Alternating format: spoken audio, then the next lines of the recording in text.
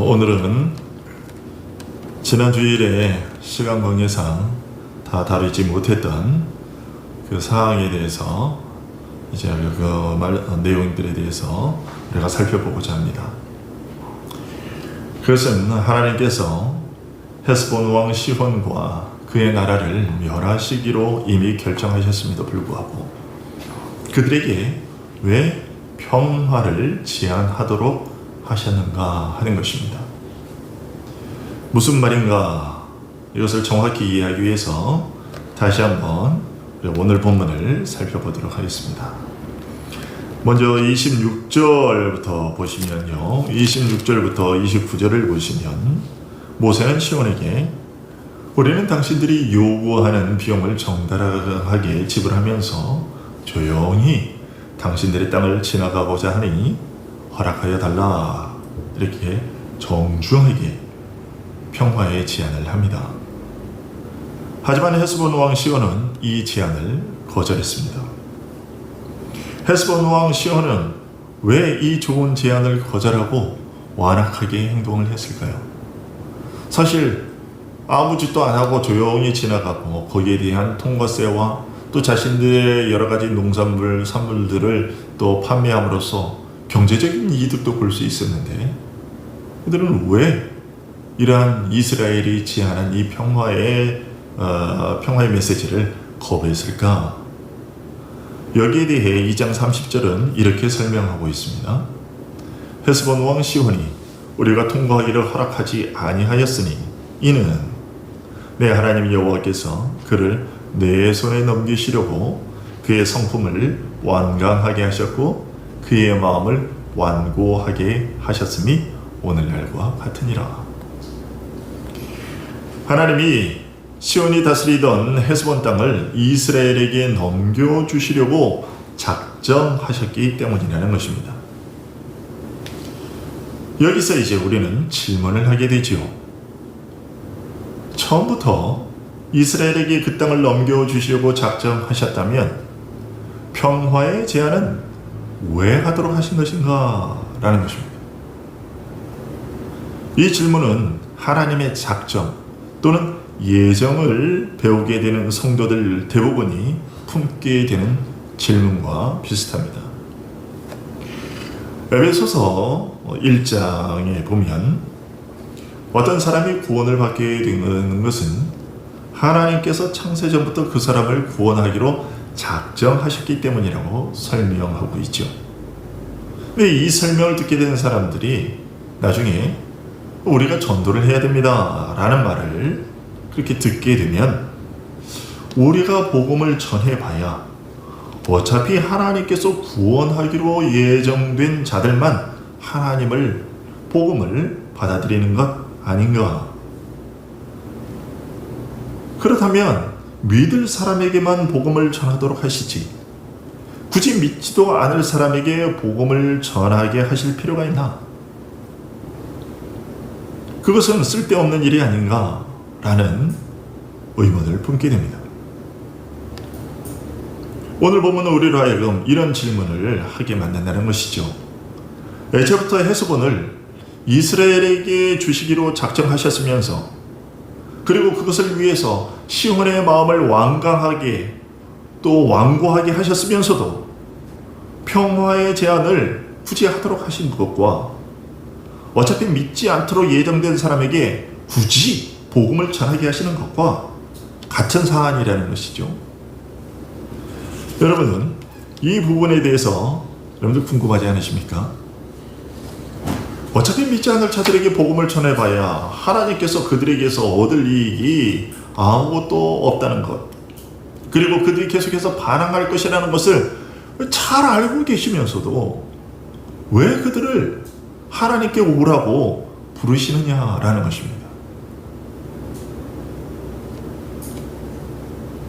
거기에 대해서 결론적으로 말씀드리면 그들에게서, 즉 하나님을 거부하는 자들에게서 모든 변명을 빼앗고 그들의 사악함과 경건하지 못함을 공개적으로 드러내놓기 위해서입니다.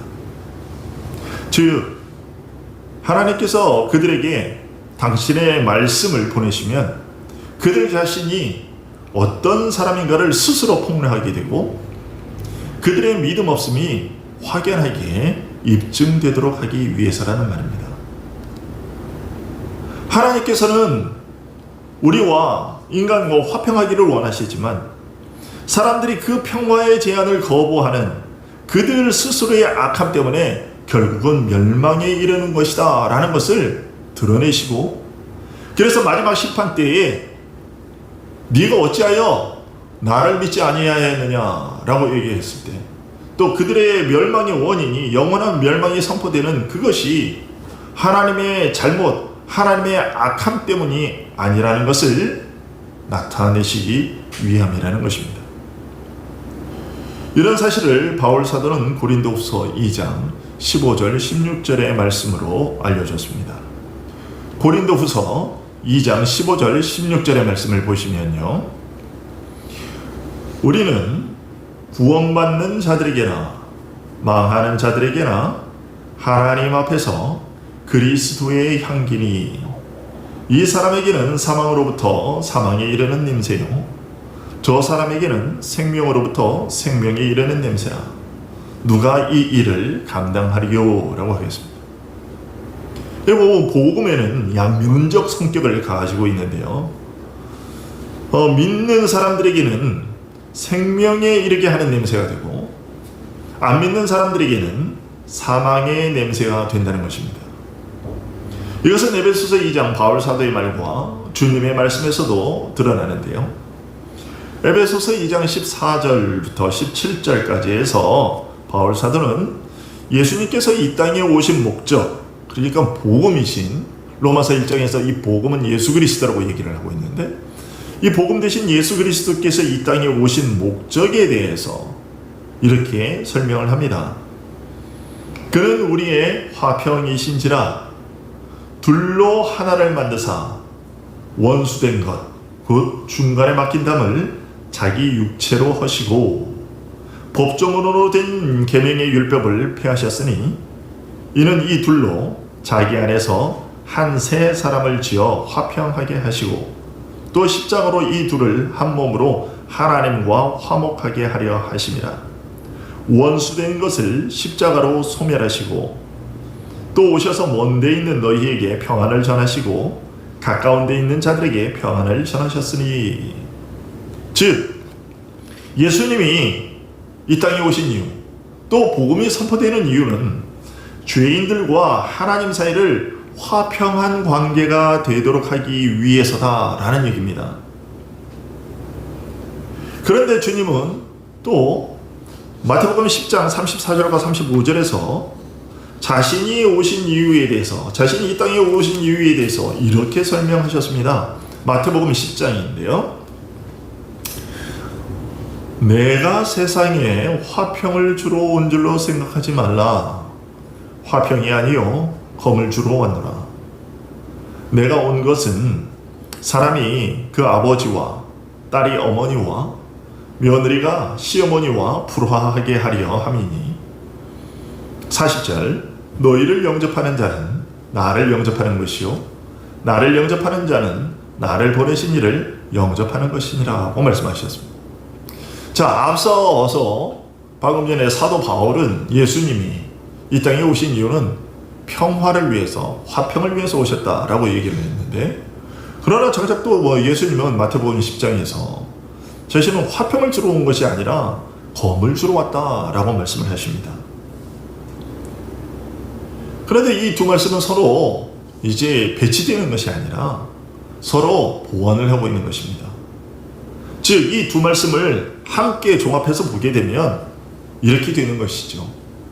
예수님께서 이 땅에 오심으로 인해 두 가지 상반된 일이 발생된다는 것입니다.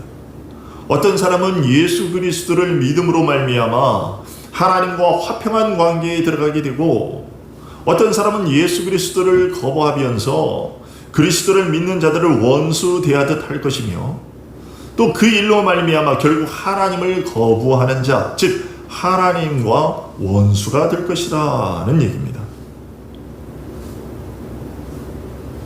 그런데 이 원수 관계를 누가 만드는 것이냐?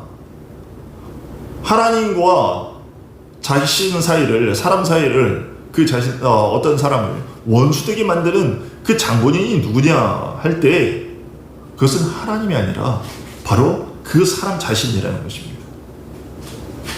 하나님은 분명 우리와 화목한 관계를 맺으시고자 예수 그리스도를 보내셨지만 그 제안을 거부한 것은 그들이고, 따라서 그들이 영원한 심판을 받게 되는 것을 하나님 탓으로 돌릴 수 없다는 것을 분명하게 알리도록 하기 위해 복음을 전하게 하신 것이라는 얘기입니다. 그러니까 오늘 본문에서 하나님께서 시온을 이스라엘에게 넘겨주시기로 작정하셨으면서도, 그러면서도 시온에게 평화의 제안을 하시도록 한 것은 시온이 그것을, 하나님의 평화를 받을 만한 그런 자격이 없다는 것과, 결국 그들의 멸망은 무엇으로 말미암는 것이냐면 그들 스스로의 악함 때문이라는 것을 하나님께서 드러내시기 위해서 평화의 제안을 하도록 하셨다는 것입니다. 평화의 제안을 했지만 결국 그것을 거부한 것은 누구냐? 그것은 그들 자신이었다라는 것입니다. 따라서 우리는 이런 오늘 본문의 본문을 통해서 우리가 계속해서 하나님의 말씀을 전하는 일을 중단해서는 안 된다라는 교훈을 얻게 됩니다. 지금 우리 한국 사회에서 교회는 없어져야 할 악으로 취급되고 있습니다. 여러분들도 어제 뉴스를 보셔서 혹시 들으셨겠는지 모르겠지만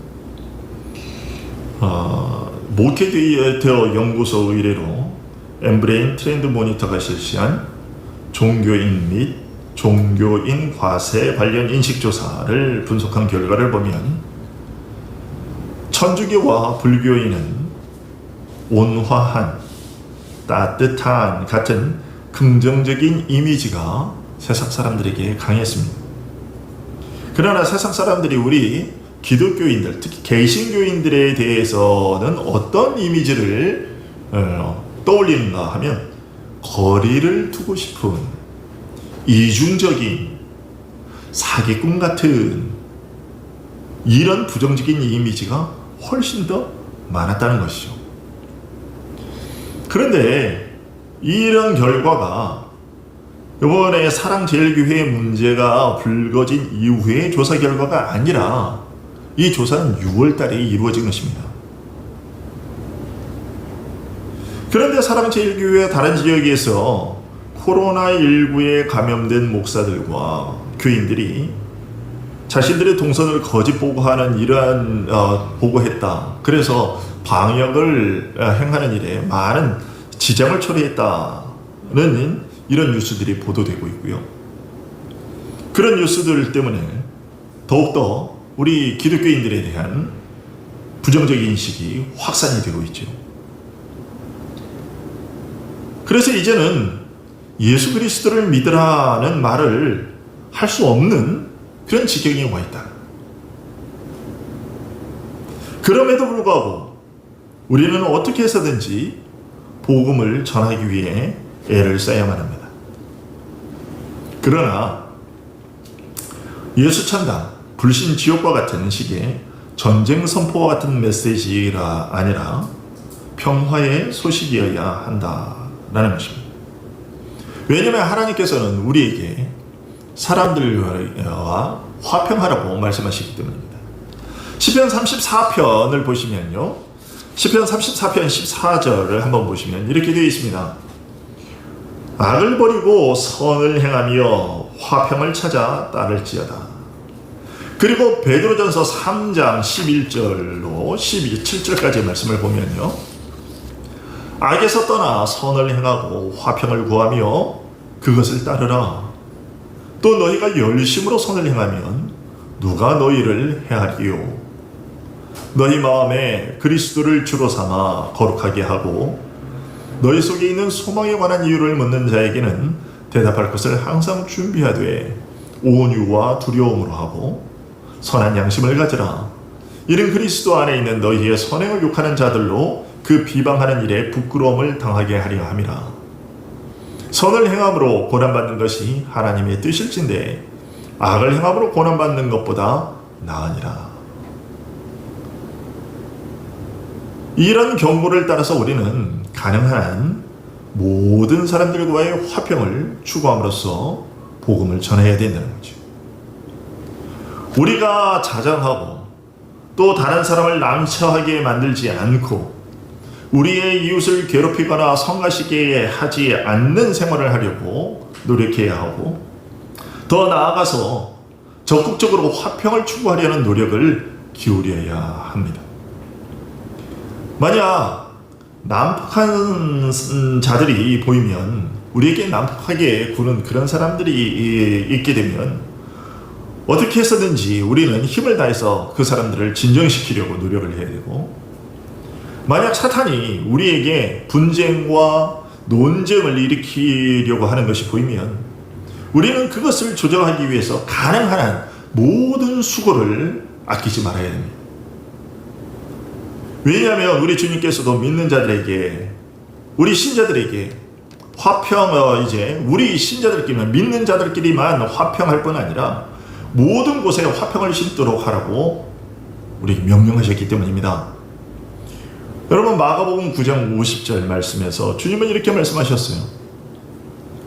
소금은 좋은 것이로되 만일 소금이 그 맛을 잃으면 무엇으로 이를 짜게 하리요? 너희 속에 소금을 두고 서로 화목하라 하시니라.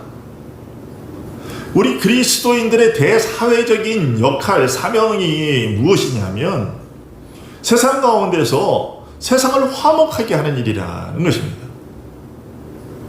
가장 우선되는 화목은 복음을 전함으로써 하나님과 사람들 사이에 화목을 이루는 일이요, 또한 그것을 바탕으로 해서 사람과 사람 사이에 그 화목을 도모하는 일에 우리가 사용되어야 하는, 사람과 사람들 사이에 녹아들어서 그 윤활유 역할을 해야 되는 것이 우리의 역할이라고, 우리의 사명이라고 주님께서는 말씀하셨습니다. 또한 바울 사도 역시도 우리가 있는 힘을 다해서 화평을 추구해야 된다고 전했습니다. 로마서 12장 18절을 보면요, 할 수 있거든 너희로서는 모든 사람과 더불어 화목하라고 얘기하고 있습니다. 심지어 우리가 잘못한 것이 없음에도 불구하고, 내가 잘못한 것이 없음에도 불구하고 우리를 적대시하는 자들에게조차도 화목하라고 얘기를 합니다. 로마서 12장 말씀인데요, 로마서 12장 19절부터 말씀을 보면, 내 사랑하는 자들아 너희가 친히 원수를 갚지 말고 하나님의 진노하심에 맡기라.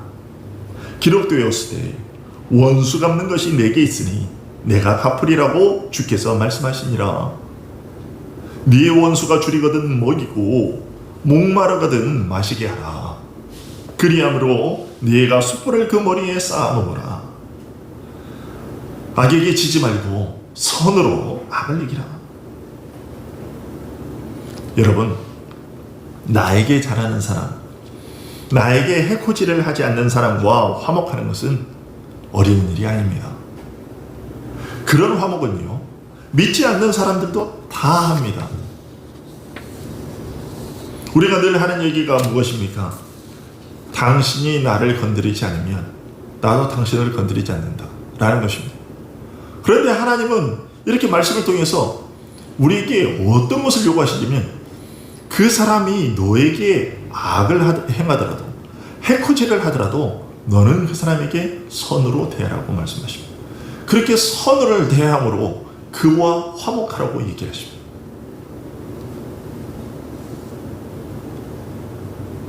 그렇다면 우리는 우리와 함께 살고 있는 사람들과 화합하기 위해서요, 정당한 처신을 해야만 합니다.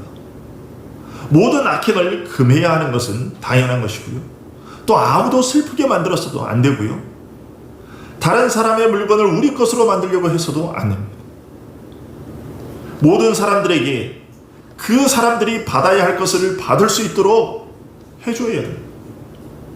정직하고 공정한 거래가 지켜져서 어떤 방법으로든 괴로움을 당하는 사람이 전혀 없는 그런 곳에서만 화평이라는 단어가 존재할 수 있는 것입니다. 여러분, 하나님께서 우리에게 복을 주시고 사람들로 하여금 우리에게 호의와 우정을 품게 해주시기를, 사람들이 우리를 정말로 선하게 좋은 감정을 품고 그렇게 대할 수 있게 되기를 그렇게 바라십니까? 그렇다면 우리는 있는 힘을 다해서 그들에게도 하나님의 복이 임하도록 그렇게 기도해야 하고, 또 우리에게 화평하자는 말이 제시되었을 때는 그것을 다툼이나 논쟁을 벌일 기회로 삼지 않도록 그렇게 노력해야 됩니다. 우리가 이런 화평을 추구함에도 불구하고 그 사람들이 우리들의 노력을 거부한다면 그 사람들에게는 시편 109편의 그 말씀이 응할 겁니다. 시편 109편 17절부터 보시면 이렇게 얘기를 하고 있어요. 그가 저주하기를 좋아하더니 그것이 자기에게 임하고 축복하기를 기뻐하지 아니하더니 복이 그를 멀리 떠났으며, 또 저주하기를 옷 입듯 하더니 저주가 물같이 그의 몸속으로 들어가며 기름같이 그의 뼛속으로 들어갔나이다. 저주가 그에게는 입는 옷 같고 항상 띠는 띠와 같게 하소서. 이는 나의 대적들이 곧 내 영혼을 대적하여 악담하는 자들이 여호와께 받는 보응이니이다. 이것이 하나님께서 화평을 추구하려고 하는 자기 백성에게 주시는 복이에요. 즉, 너희는 어떻게 해서든지 너희들을 해하려고 하는 자들에게조차도 이제 화평하려고 노력하고 선을 행하라. 그럼에도 불구하고 저들이 계속해서 너희의 평화의 메시지를 받아들이지 않고 너희들을 해코지한다면, 너희들을 해코지하고 너희들에게 퍼부었던 그 저주가 저들에게 그대로 다 돌아가게 될 것이다. 그들이 자신들이 퍼부은 저주를 그들의 옷으로 삼게 될 것이다 라고 하나님께서 말씀하고 계세요.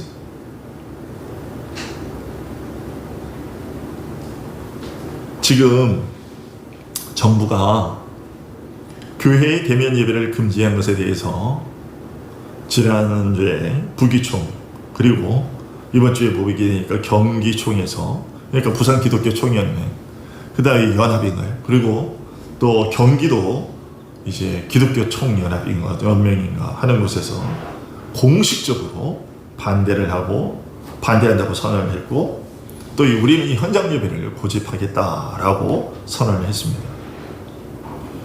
자, 이런 일이 벌어질 때 많은 성도들이 과연 어떤 것이 옳은가를 고민하게 되지요. 그런데요, 여러분, 오늘 우리가 겪고 있는 이 일에 대한, 이 사안에 대한 고민이요, 우리에게만 있는 것은 아닙니다. 17세기 영국의 청교도 목회자였던 리처드 백스터가 있는데, 리처드 백스터는 요리문답을 통해서 지금 우리가 당면한 이 현실에, 지금 주일에 함께 모여서 예배드리지 못하고 있는 이런 현실에 대해서, 그러면 이런 일이 있을 때 어떻게 해야 되는가에 대해서 이렇게 알려줬습니다. 그러니까 1600년대에 이미 우리와 똑같은 그런 일이 있었다는 것입니다. 자, 거기 보게 되면 리처드 백스터는 요리문답 제109문에서 이렇게 질문을 합니다. 만일 통치자들이 교회가 모이는 것을 금지한다면 교회는 주일에 모이는 것을 생략할 수 있는가? 거기에 대해서 이렇게 답했습니다. 첫째, 특별한 이유로 가령 전염병이나 화재나 전쟁이 일어났을 경우처럼 일시적으로 모이는 것을 금지하는 것과 정규적으로 또는 신성모독적으로 모이는 것을 금지하는 것은 다른 것이다. 일시적으로 모이지 않는 것과 정규적으로 모이지 않는 것은 다른 것이다. 세 번째, 법에 대한 형식적인 순종으로 모이지 않는 것과 신중하게 또는 필요해서 우리가 모일 수 없어서 모이지 않는 것은 다른 것이다. 네 번째로, 모임과 모임의 상황과 관련된 것은 구분되어야 한다. 바로 1번. 만일 통치자가 가령 공공의 안전 같은 더 큰 유익을 위해 전염병이 일어나거나 적의 공격이 있거나 화재가 났을 때 일시적으로 모이는 것을 금지한다면 그에게 순종하는 게 의무이다. 적극적인 의무는 그 의무의 목적인 자연적인 의무에 자리를 내주기 때문이다. 그리스도는 자신과 자신의 제자들이 외적으로 안식일의 휴식 규정을 어기는 것을 정당화하셨다. 안식일이 사람을 위해 있는 것이지 사람이 안식일을 위해 있는 것이 아니기 때문이다. 적극적인 의무가 언제나 우리를 구속하는 것은 아니며 시기에 맞지 않는 의무는 죄가 되기 때문이다. 한 번의 주의 날이나 모임보다 그 한 번을 생략해 얻는 많은 주의 날이나 모임이 선호되어야 한다. 그리고 계속해서 만일 왕들이 거룩한 모임과 공적인 예배를 고정적으로나 그리스도와 종교를 제거할 목적으로 신성모독적으로 금지한다면 그들에게 형식적으로 순종하는 것은 합법적이 아니다.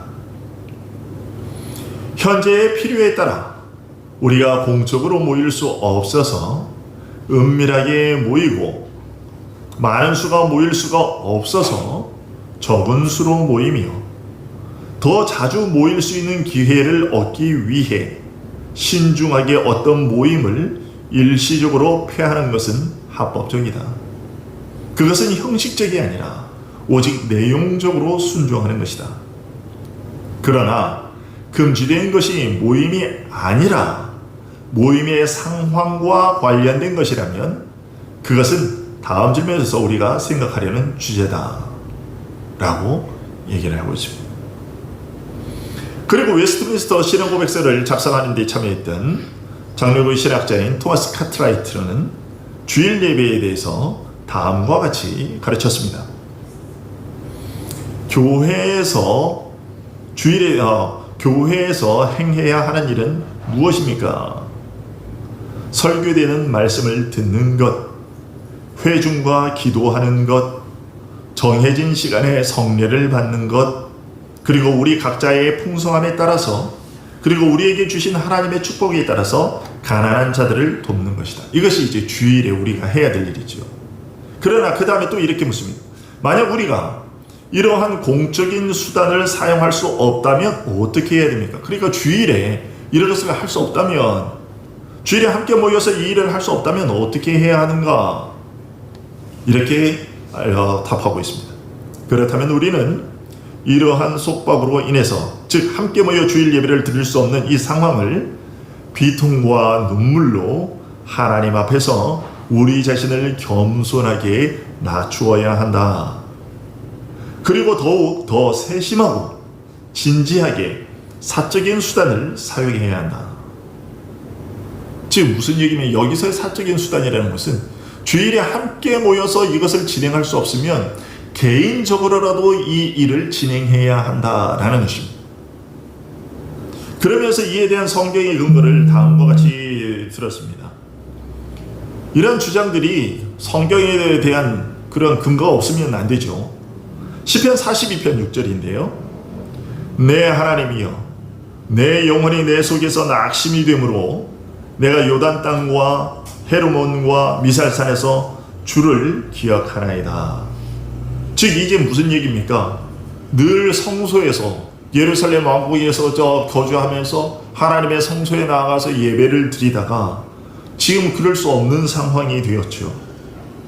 쫓김을 당해 있습니다. 그래서 주일에 나아갈 수가 없습니다. 성소로 나아갈 수가 없습니다. 그래서 어떻게 되냐면 요단 땅과 헬몬과 미살산에서 주를 기억하였다. 그러니까 그런 멀리 떨어진 곳에서 지금 그러고 있다는 얘기죠. 그리고 시편 63편에 또 보면 이 시가 지어진 배경에 대해서 이렇게 설명하고 있습니다.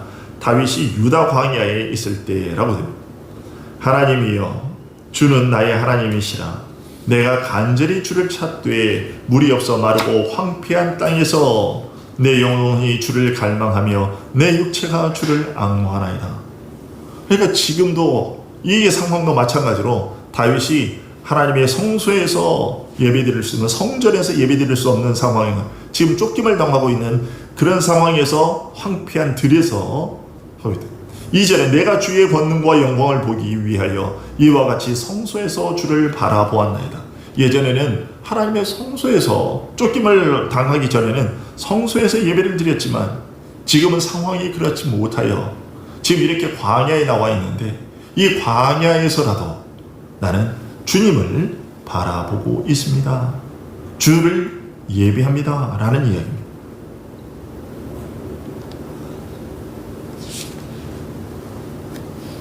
또 우리는 지금 이 시대를, 지금 이런 상황을 우리가 어떻게 지내야 될 것인가 라는 것을 또 누가복음 10장에 사마리아인의 비유를 통해서 지금 우리 한국교회가 지금 이러한 현실 가운데서 어떻게 행하는 것이 바람직한가 라는 것을 우리가 간접적인 교훈을 얻을 수 있습니다.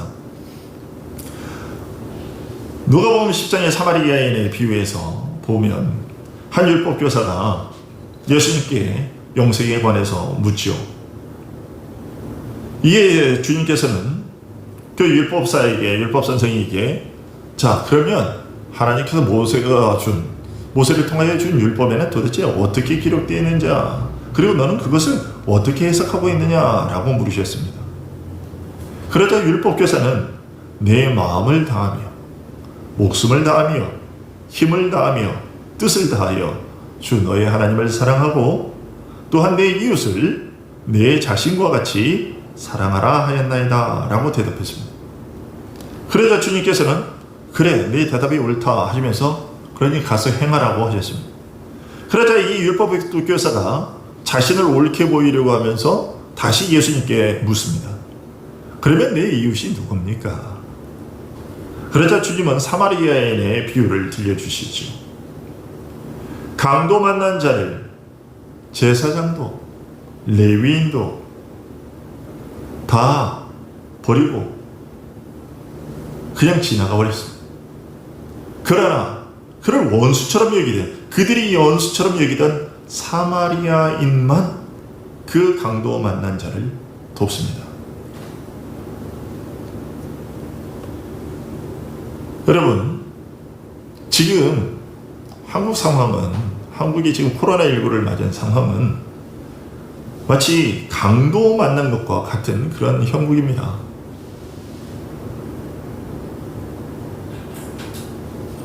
우리의 이웃들이 지금 강도를 만난 것과 같은 상황이라는 것입니다.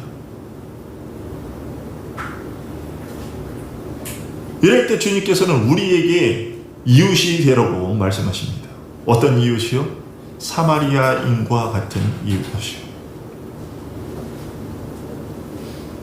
그래도 우리는 지금 어떻게 행하고 있느냐? 강도 만난 자를 그냥 지나쳐버렸던, 내가 예배를 드려야 되니까, 내가 할 일이 있으니까, 규례가 있으니까 나는 저 사람을 도울 수 없다 고 지나쳐버린 그런 제사장과 레위인과 같이 행동하고 있지는 않으냐라는 것입니다. 주님은 우리에게 묻고 계십니다. 누가 네 이웃이냐? 누가 네 이웃이냐? 이 얘기는 결국 무엇이냐면 우리에게 이웃이 되라고 얘기를 하는 것입니다. 세상 사람들이 우리 기독교인을 자신들의 이웃이라고 여길 수 있도록 행동하라는 것이죠. 그런데 지금 우리가 하겠다고 하는 일들이 과연 세상 사람들에게 우리가 이웃이 되어주겠다고 하는 일인지, 그들과 원수가 되게 하겠다는 것인지, 그래서 우리가 생각을 해보아야 한다는 것입니다.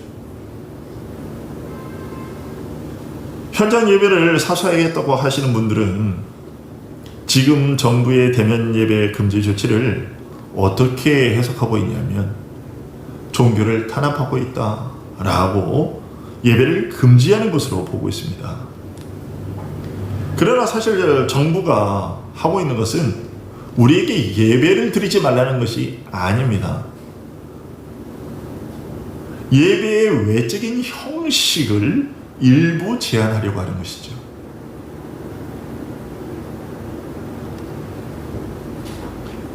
지금 우리나라는 IT 강국이기 때문에 얼마든지 대면 예배가 아니라 영상으로도 예배 드릴 수 있는 상황이라는 것을 알고 그렇게 부탁을 하는 것이죠. 다른 사람들에게 해가 되지 않도록 하기 위함인 것입니다. 우리를 탄압하기 위한 것이 아니라 우리를 보호하기 위한 것이고 또 우리의 이웃의 생명을 보호하기 위한 것이라는 거죠. 예배의 본질이 외적인 형식이 아니라 영과 진리에 있는 것을 우리는 알고 있습니다. 그렇다면 정부의 지금의 지침이나 행정력은 전혀 예배의 본질을 통제할 수가 없는 것입니다. 따라서 지금 하고 있는 것을 월권이다, 지나친 월권이라고 생각하면서 우리가 저항하려고 하다가는 자칫 이것이 로마서 13장 2절에 하나님의 말씀을 거역하는 일이 될 수도 있다는 것을 우리가 좀 생각을 해봐야 됩니다.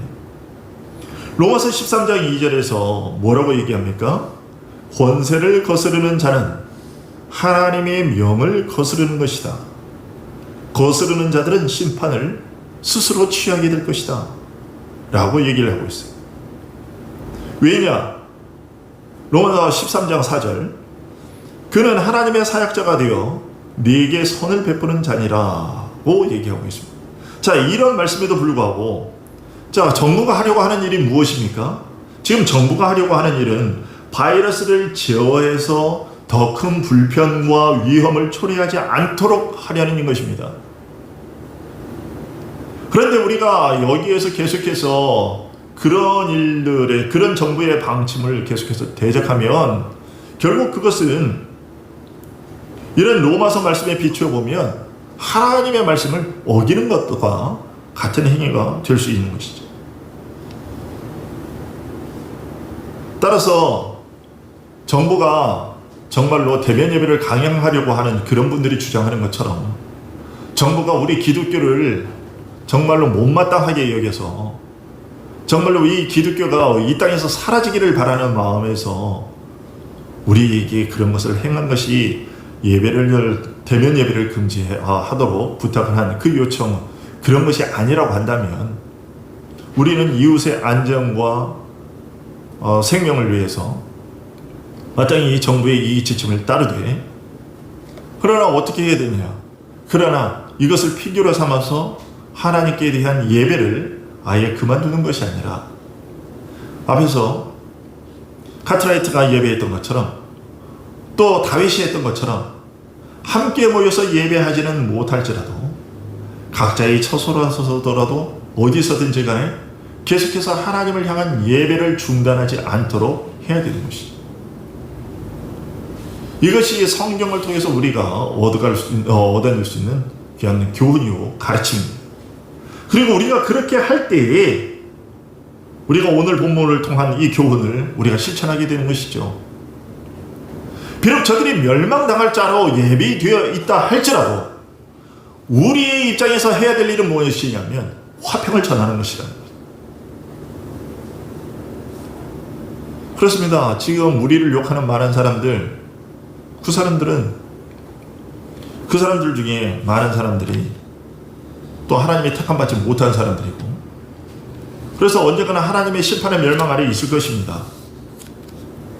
그럼에도 불구하고 우리는 그들과 대적해서 싸우려고 할 것이 아니라 하나님은 우리에게 그들의 평화의 메시지를 전하러 가십니다.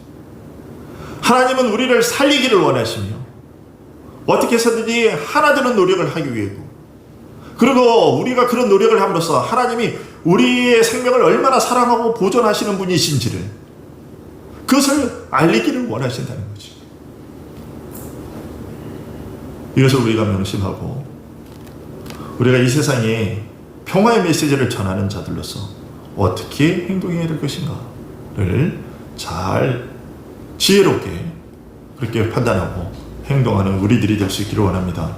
우리는 세상을 화평케 하는 자들이지 세상과 전쟁을 벌이는 자들이 아닌 것입니다. 기도하겠습니다. 아버지 하나님, 아버지께서는 시온이 분명히 멸절되어야 할 자들이었고, 그래서 하나님은 이미 그를 멸절하기로 작정하셨음에도 불구하고 이스라엘에게 먼저 화평을 구하도록, 평화를 제안하도록 하셨습니다. 그것은 하나님께서 어떻게 해서든지 우리를 살리고자 하시고 또 우리를 구원하시고자 하시는 분이시며, 또 그 하나님의 화평의 메시지를, 평화의 메시지를 거부하는 것이 그것을 통해서 결국 멸망이 이르는 것은 하나님 때문이 아니요 그들 스스로의 잘못 때문이라는 것을, 죄악 때문이라는 것을 드러내시기 위함이라는 것을 우리가 살펴보았습니다. 그런데 오늘날 우리는 하나님께서 화평하라고 하신 그 명령에 반하고 세상과 적대시하며 세상을 마치 없어져야 할 그러한 절대 악으로 보고 그들과 어떻게 싸우고 대적하려고 합니다. 그러나 하나님은 우리에게 계속해서 그들에게 평화의 메시지를 전하고 하나님과 화목되는 그 자리에 들어올 수 있도록 우리에게 소금의 역할을 감당하라고 명령하십니다. 이것을 우리가 잘 명심하고 지금 이러한 어려운 시국에 우리 믿는 자들이 어떻게 행하는 것이 정말 하나님의 뜻대로 행하는 것인지를 지혜롭게 잘 분별하여 행동하는 자들이 될 수 있도록 도와주시기 원합니다. 아울러 또 지금 한국교회가 참으로 어려운 지경에 놓였지만 우리가 어떻게 해서든지 이 하나님의 그 평화의 복음, 이것을 전하기 위해서 노력하는 자들 될 수 있도록 도와주시기를 소원하고, 또 이런 대면 예배가 금지되는 이런 상황이 있을 때 우리가 가장 먼저 해야 될 것은 무릎을 꿇고 하나님께 겸손하게 회개하며 우리의 잘못들을 되돌아보고 하나님의 긍휼하심을 구하는 것인 줄 아오니, 아버지 하나님, 우리가 이 일에 게으르지 아니하도록 도와주시옵소서. 하루속히 이 코로나19를 끝내주시고, 그래서 우리가 이번 일을 계기로 삼아 더욱더 하나님 앞에 겸손하고 하나님의 말씀에 순종하며 또 하나님만이 이 온 세상을 지배하시는 참 주인이시라는 것을 우리가 명심하고 하나님을 경외하며 살아갈 수 있도록 도와주시기를 소원하옵나이다. 예수 그리스도 이름으로 기도합니다. 아멘.